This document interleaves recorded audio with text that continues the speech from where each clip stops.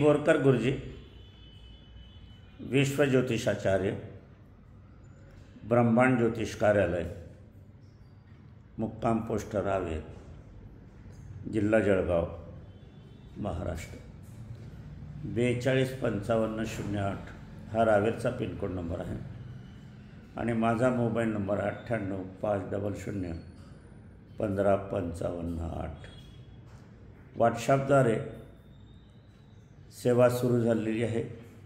आपल्या काही समस्या असेल, आपल्याला दुःख असेल, काही कष्ट असेल किंवा काही इतर बाबी असतील, आपल्याला काही हवे असतील शिक्षणाच्या बाबतीत, व्यवसायाच्या बाबतीत, विवाहाच्या बाबतीत, संततीच्या बाबतीत किंवा इतरत्र वैवाहिक अशांतता, वैवाहिक दुरावा, घटस्फोट, फारकती, कोर्ट कचेरीचे प्रसंग, व्यवसाय चालत नाही, दुःख आहे, इतर समस्या आहे, मानसिक चिंता आहे, विवाह होत नाही, विवाह लांबणीवर आहे, साखरपुडा बुडून जातो, विवाहस्थळं येतात परंतु होकार नकार देत नाही, अशा काही ज्या समस्या असतील सर्व त्या समस्याची उकल, त्या समस्याचं समाधान करणं आमचं कर्तव्य आहे। त्या दृष्टीने आपल्याला माहिती टाकायची आहे, परंतु माहिती टाकत असताना व्हॉट्सअप नंबर हा आहे 9850051558 अगोदर विचारून घ्यावं, म्हणजे मला आपल्या समस्येबाबत कोणती माहिती हवी आहे ते मी मागवेल आणि ती आपण त्याप्रमाणे माहिती द्यावी।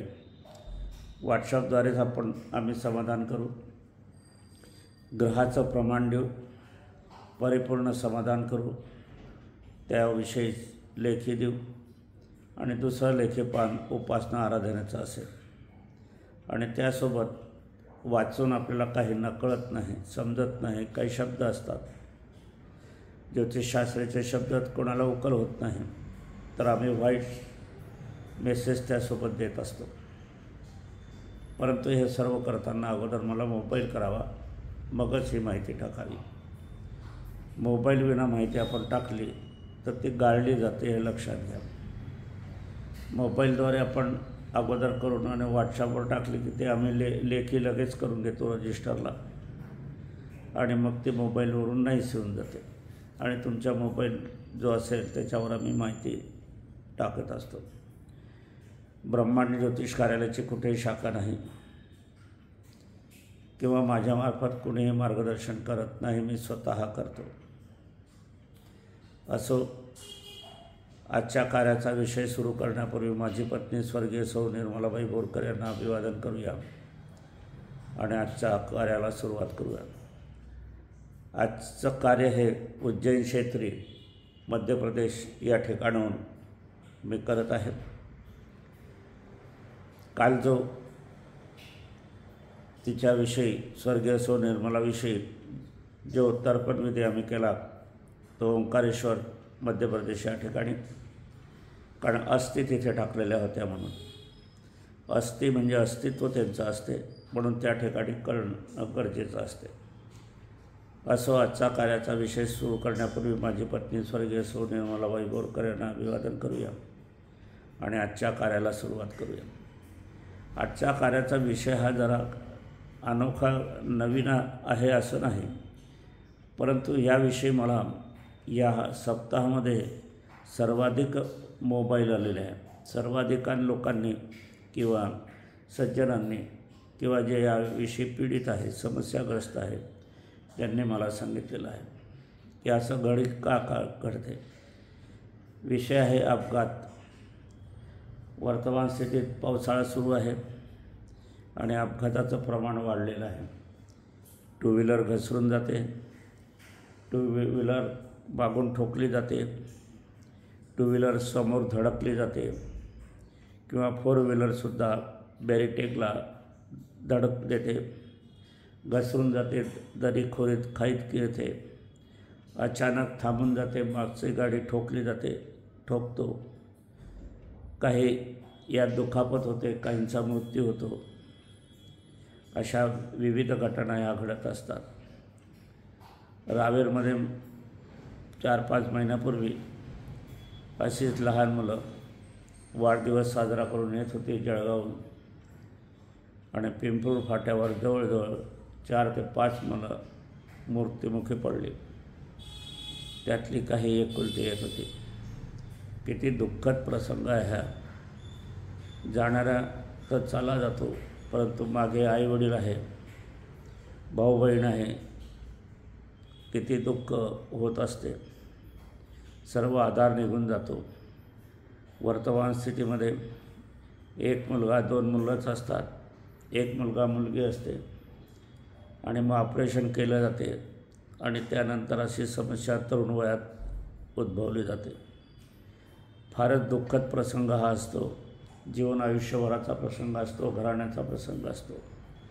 काय करावं त्याला इलाजच नाही, त्याच्यावर दुसरी मात्रा पण नाही, त्याच्यावर काहीही नाही, ते दुःख भोगावंच लागते.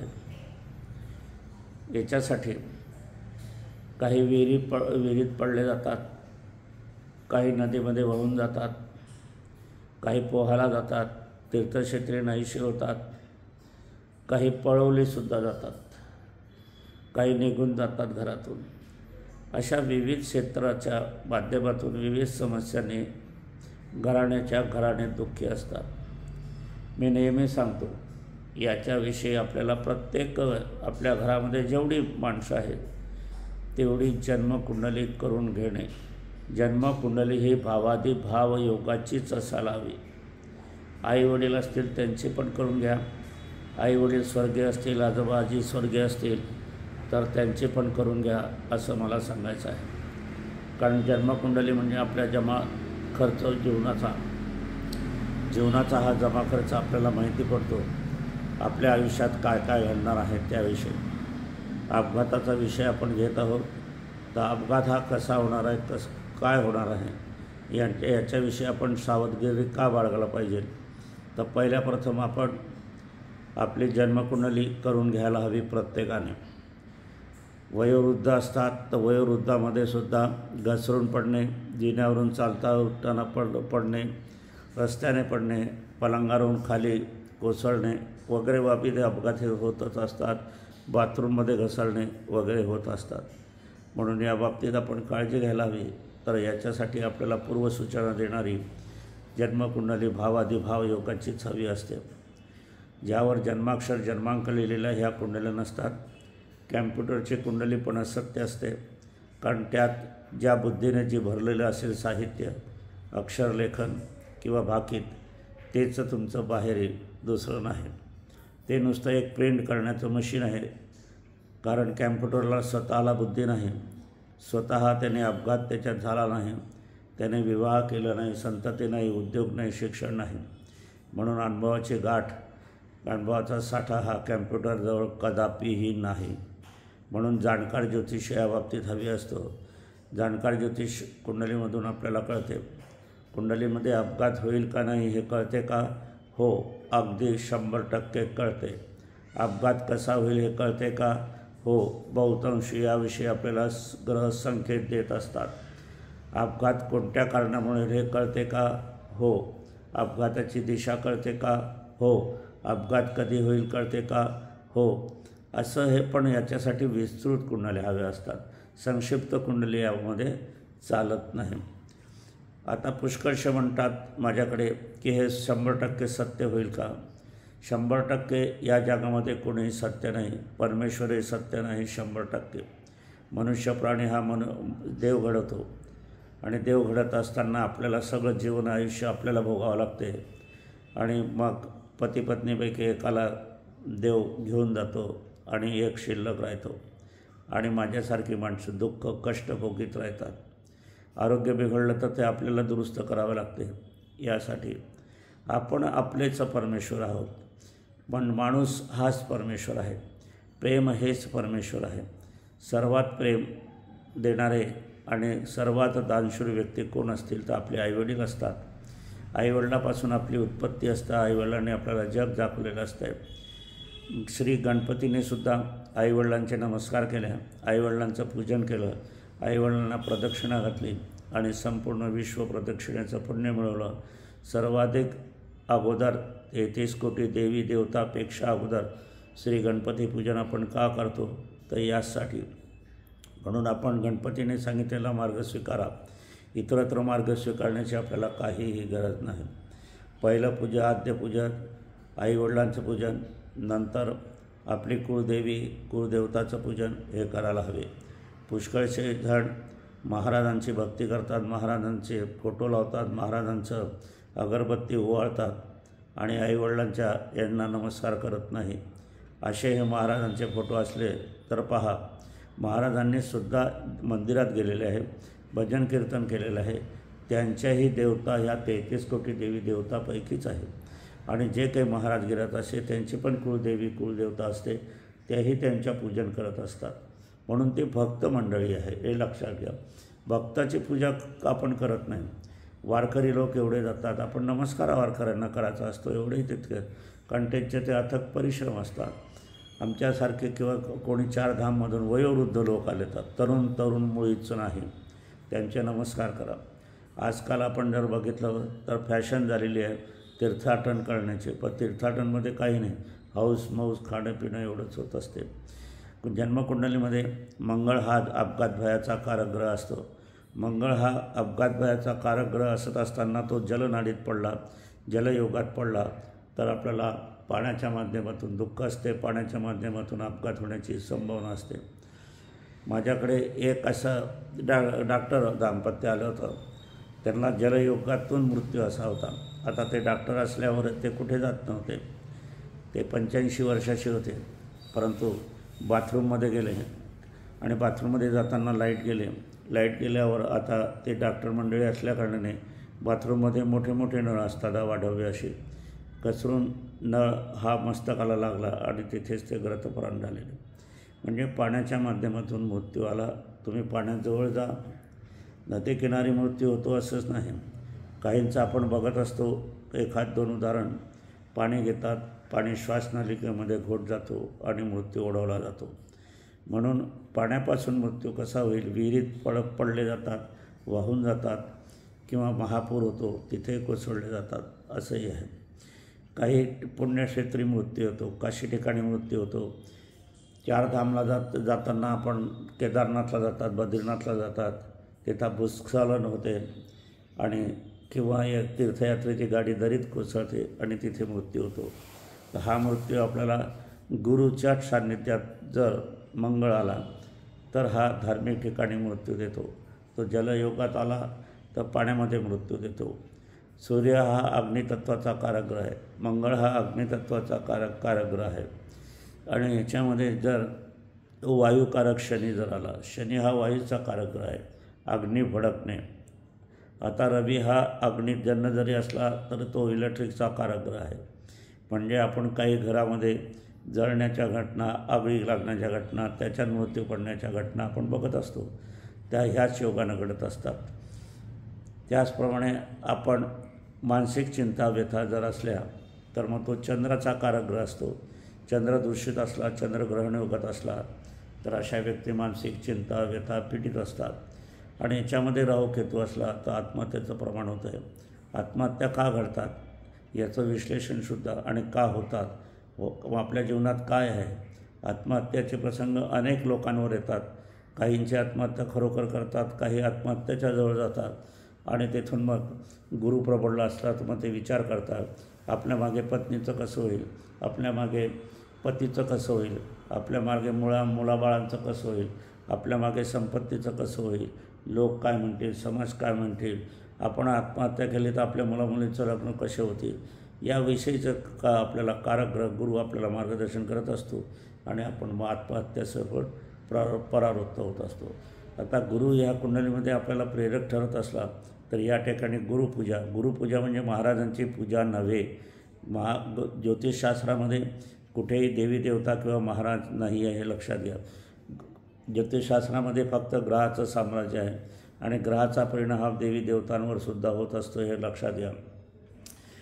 ग्रहाच्या परिणामाला फक्त ग्रहपूजा आवश्यक असतात, इतर देवी देवतांच्या पूजा ह्या आवश्यक नसतात. कारण परमेश्वर आपलं कधीही वाईट करत नाही. परमेश्वर आपल्याला सदैव आशीर्वाद देत असतो, परमेश्वर आपल्याला सुख समाधान ठेवत असतो, परमेश्वराने आपल्याला घडवलं असते, ते वाईट करणारच नाही असा विचार आपल्या मनामध्ये आला पाहिजे. आणि आपलं जर आहे सुखदुःख आपल्याला हवं ज्या आपण खेळणं खेळतो जीवन आयुष्यात येतात, तर मातापिताचे चरण स्पर्श करा आणि मगच कार्याला सुरुवात करा. अशा घरामध्ये सासू सासऱ्यांचा आदर जिथे असेल, आईवडिलांचा आदर ज्या घरात असेल, त्याच घराशी विवाह संबंध जोडावा असं माझं आता सांगणं आलेलं आहे. कारण पुष्कळशी घटस्फोटाची प्रकरणं येतात, वादाचे प्रसंग येतात, कोर्ट कचेरीचे प्रसंग येतात. तर हा त्या घरामध्ये सुसंस्कृतपणा नसणं ह्यामुळे येतात. म्हणून सुसंस्कृत असणं याची परीक्षा की ज्या घरामध्ये आईवडील सुखी आहे, सासू सासरे सुखी आहे, सासू सासऱ्यांची सेवा करते, शुश्रूषा करते, मुलगा हा त्यांना वेळेवर दवाखान्यामध्ये नेतो आहे, त्यांच्यासाठी वेळ देतो आहे, त्यांच्यासाठी खर्च करतो आहे, हे आपण बघायला हवं असते. अशाच ठिकाणी लग्नसंबंध आपण जुळवायला पाहिजे. एवढंच काय, पण माझं तर याच्यावरही पुढे जाणं की मैत्री संबंध ठेवायचा असेल तर अशाच लोकांशी ठेवावा. आपली जर सुनबाई असेल, आपली जर मुलगी असेल, आपला जर मुलगा असेल, अशा घरामध्ये तुमचे मैत्रीसंबंध असेल तर त्यांचे परिणाम तुमच्या मुलावर, तुमच्या सुनावर, तुमच्या मुलीवर होतील, तुमच्या पत्नीवर होतील, तुमच्या पतीवर होतील. आणि मग आपलं घर म्हणजे ढेकणासंगे हिरा भंगला आपण जो म्हणतो त्याप्रमाणे होण्याची गत आहे. संगत गुट लागण्याचे परिणाम होणे आहे. म्हणून आपल्या घरामध्ये वाईट प्रवृत्ती पण शिरण्याची शक्यता, संभावना असते. याच्या अशा घरापासून आपण दूर राहिलेलं बरं. असो, आता अपघात भय आपण बघत असताना काही ठिकाणी अपघात कोणत्या वर्षी होईल याचा सारखा अंदाजसुद्धा आपल्याला बांधता येतो असं नाही. आपला मृत्यू कधी होईल याविषयीही आपल्याला अंदाज बांधता येतो, भाकीत वर्ता येते आणि आपल्याला सावध राहता येते. आता माझ्या स्वतःचा मृत्यूचा योग 29 ते 32 या काळामध्ये आहे.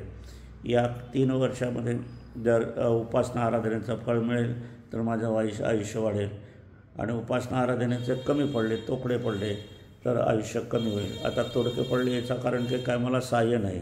माझी पत्नी स्वर्गीयवासी सौ निर्मलाबाई ह्या होऊन गेलेल्या आहे आणि यांचा मृत्यू मेडिकलच्या माध्यमातून झालेला आहे. आणि मेडिकलच्या माध्यमातून असत असताना त्यांची कन्या रास होती आणि माझ्या याच्यामध्ये शुक्र रास आली होती, वृषभ रास आली होती. मी पुष्कळसा प्रयत्न केला. मग शेवटी त्यांच्याच पुजाऱ्यांनी मला सांगितलं की तुम्ही जे नाव प्रचलित आहे ते कन्या राशीचं त्यांचं नाही, त्यांची रास वृषभ आहे आणि माझं मग भाग्य त्या ठिकाणी खरं ठरलेलं असते. आता मृत्यू हा मेडिकलच्या माध्यमातून होतो, तो अपघातच असतो. मग त्याच्याविषयी सावधगिरी का बाळगायची असते, त्याच्याविषयी सखोल ज्ञान आपल्याला जन्मकुंडलीच्या माध्यमातून आपल्याला मिळत असते. पण असं मिळत असताना काही वेळेला आपली बुद्धी गुंगीत होते, भ्रमित होते, हे पण तितकंच आहे.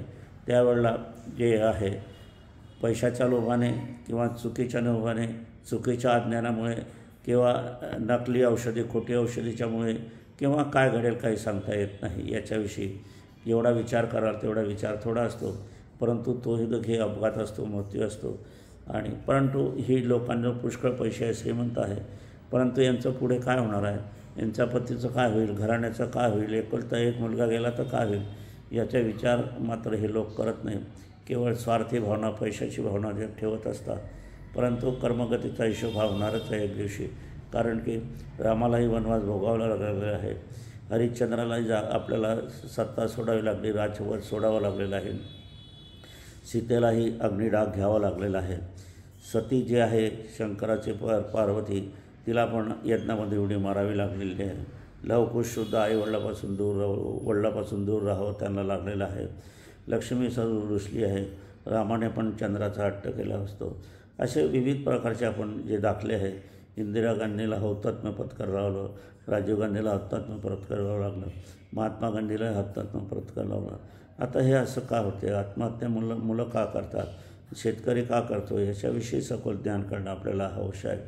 तर मंगळ हा आत्महत्याकारक असतो, शनी हा विविध माध्यमातून कारकत्व देत असतो. त्याप्रमाणे आपल्याला अपघात घडवतात, समस्या होत असतात.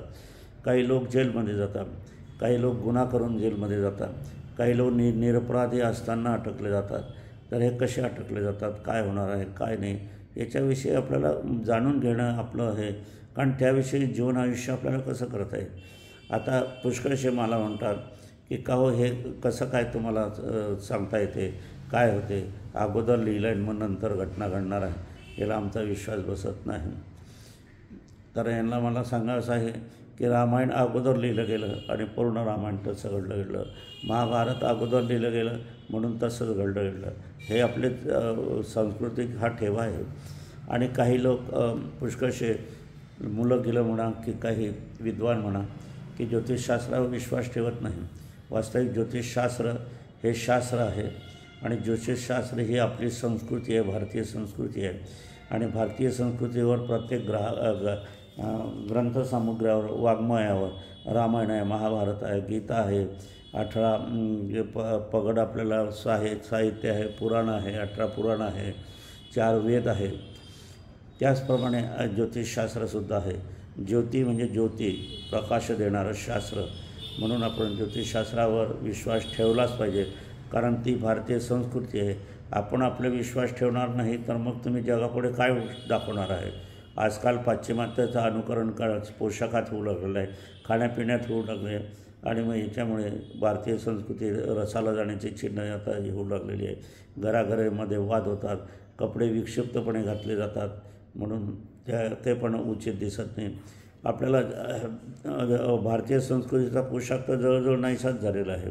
धोतर गेलेलं आहे, बंडी गेलेली आहे, शर्ट गेलेलं आहे, साडी पातळ होतं, परकर होता, नंतर साडी आली, चोळी आली, त्याच्यानंतर पदर होता, डोक्यावरचा पदर होता, बांगडी होती, कुंकू होतं, कानामध्ये मोत्याचे पुडे होते, नाकामध्ये नथ होती. असे मंगळसूत्र 2 वाट्या आणि 4 मण्याचं मंगळसूत्र होतं. आता मंगळसूत्र तर कोणीच घालताना दिसत नाही. पदक म्हणजे मंगळसूत्र नव्हे, हे लक्षात घ्या. मंगळसूत्र जे शास्त्रानं दिलं आहे तेच मंगळसूत्र आहे. आणि तो सौभाग्य हा जो आहे, आजकाल आपण पती-पत्नीचा विवाह ठरवताना आपण पॅकेज पाहतो. किती पॅकेज आहे, यांना फ्लॅट आहे का, स्वतंत्र घर आहे का, गाडी आहे का, शहरात आहे का, या गौण गोष्टी आहे. मला पत्नी जी पाहिजे ते नोकरीच तीच पाहिजे, डॉक्टरला डॉक्टरीण पाहिजे, शिक्षकाला शिक्षकाची नोकरी असणारी पाहिजे आहे, मेडिकलवाल्याला मेडिकलची भरती पाहिजे. परंतु याच्यामध्ये काय होतं की आपली जी पुढची पिढी आहे त्याच्याकडे लक्ष दिलं जात नाही आणि पुढची पिढी ही बहुसंख्य आपण पाहिलं तर ही चांगल्या वर्णाची दिसत नाही. चांगलं वळण, सुसंस्कृत वळण, घराण्याचा अभिमान, घराण्याचं शान, घराण्याचा मान, आईवडिलांचे मान, आईवडिलांचं पाद्यपूजन करणं हे महत्त्वाचं आहे. अपघात भयाच्या विषयी जाणकार ज्योतिषी जिथे हवा असतो. अपघात भय बुधाचा नुसारही होतो, शनी मंगळाचा नुसारही होतो, शनी चंद्राचा योग चांडाळ योगाचा त्याच्यामुळे होतो. आता हे योग नसले तर मात्र वाहन क्रमांकाच्या याच्यामुळेही सुद्धा अपघात होतात. मी संशोधक वृत्तीने सर्वांना सांगतो की ज्या वेळेला तुमच्या गाडीचा अपघात होतो त्यावेळेला त्या गाडीचे नंबर पहा आणि तुमच्या जन्मकुंडलीमधून त्याचा मागोवा घेण्याचा प्रयत्न करा. आमच्याकडे पुष्कळसे आता जण येतात की आमच्या गाडीचा रंग कोणता असावा, आमचे वाहन कोणते असावे, गाडी कशी आणावी, गाडी कोणत्या दिशेने आणावी, गाडीचा रंग कोणता असावा, गाडी ही कोणाच्या मालकावर घ्यावी, घरातील पत्नीच्या नावाने घ्यावी, मुलाच्या नावाने घ्यावी की आमच्या नावाने घ्यावी, गाडीवर कोणती नावं टाकावी ह्याविषयीसुद्धा माझ्याकडे आता विचारणा होऊ लागलेली आहे. अधिकाधिक मार्गदर्शन करण्याचा माझा प्रयत्न असतो म्हणून असो 77 वर्षाकडे वाटचाल आता सुरू होईल ऑगस्ट महिन्यापासून. आपल्या सदिच्छा शुभेच्छा आहेत. त्यामुळेच माझं जीवन आयुष्य चाललं आहे हे असं मी मानतो. तुम्ही माझे जीवन आयुष्य वाढवणारे, मला प्रेरणा देणारे, मला उत्साह देणारे जे काही बुजुर्ग असतील, वडीलधारी मंडळी असतील त्यांचे मला आशीर्वाद प्राप्त होत असतात. लहान मुलांचासुद्धा मला प्रेम मिळत असते. त्याच्या जोरावर माझं जीवन आयुष्य आता वर्तमान स्थितीत चालू आहे. स्वर्गीय पत्नी सौ निर्मलाबाई बोरकर यांना अभिवादन करूया आणि आजच्या कार्याचा समापन करूया.